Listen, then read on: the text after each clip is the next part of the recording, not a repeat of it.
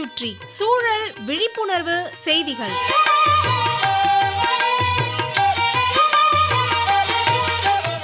அன்புள்ள ஜெயக்குமார் ஐயா அவர்களுக்கு உங்கள் மாணிக்கம் எழுதும் மடல். நலம் நலமறிய ஆவல்.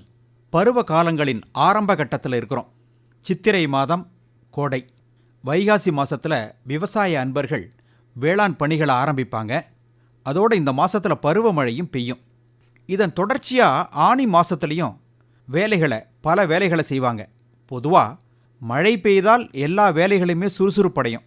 இருந்தாலும் தட்பவெப்ப சூழ்நிலையை கருத்தில் கொண்டு நமது வேலைகளை திட்டமிடணும். இதை நினைவில் கொள்ளவே நம்முடைய மூத்தோர் அந்த காலத்தில் பழமொழிகளாக சொல்லி வச்சுட்டு போயிருக்காங்க.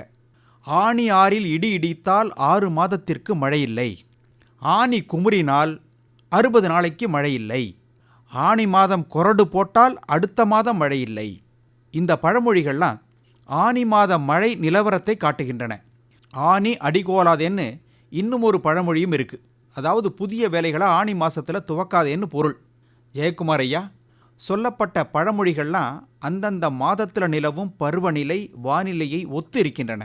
பருவம் பார்த்து பயிர் செய், பட்டம் பார்த்து பயிர் செய்யணும், பட்டம் தவறினால் நட்டம். இதுவும் தட்ப வெப்ப சூழ்நிலையை கோடிட்டு காட்டும் முதுமொழிகள். ஆனால் இன்றைக்கி இதிலெல்லாம் நிறைய மாற்றங்கள் வந்துவிட்டன. வருடம் முழுக்க பயிர் சாகுபடி மேற்கொள்ளும் சூழலை விஞ்ஞானிகள் உருவாக்கிட்டாங்க. அதை விவசாயிகளும் கடைபிடிக்க ஆரம்பிச்சிட்டாங்க. கட்டுப்படுத்தப்பட்ட சூழலை கொண்டு வந்துட்டாங்க. இந்த பயிர் சாகுபடி செய்ய இவ்வளவு வெப்பம் தேவை, இவ்வளவு தண்ணீர் தேவை, இவ்வளவு ஈரப்பதம் தேவை, இவ்வளவு சத்துக்கள் தேவை. இவற்றையெல்லாம் அளந்து அந்தந்த நேரத்துக்கு கொடுக்குற மாதிரி கணினி வழியாக திட்டமிடுறாங்க. அவற்றை எடுத்துக்கிட்டு பயிர் வளருது, விளைச்சல் கொடுக்குது. டன் கணக்கில் விளைச்சல் பார்க்குறாங்க. இதை ஒரு வகையில் வளர்ச்சின்னு நாம் எடுத்துக்கிறோம். விஞ்ஞான வளர்ச்சி தான். ஆனால் எதற்கும் ஒரு எல்லை உண்டு. லைன் ஆஃப் கண்ட்ரோல்னு ஆங்கிலத்தில் சொல்லுவாங்க. எல்லை கோடு, அதை தாண்டக்கூடாது. அடுத்தவரை நோக்கி நம் கை நீளலாம்.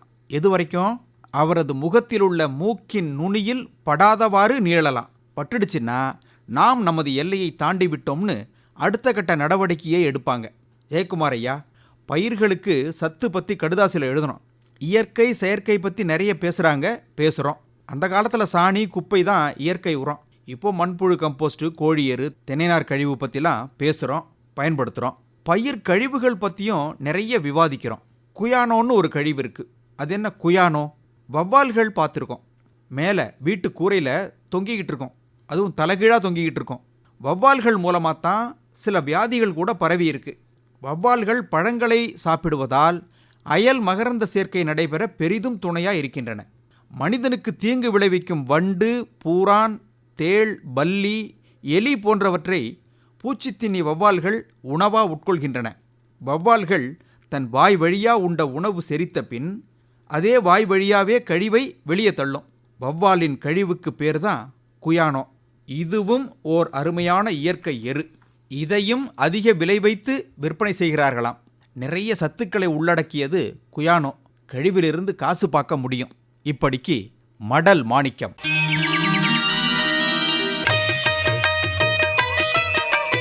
நம்மை சுற்றி சூழல் விழிப்புணர்வு செய்திகள் கேட்டீர்கள்.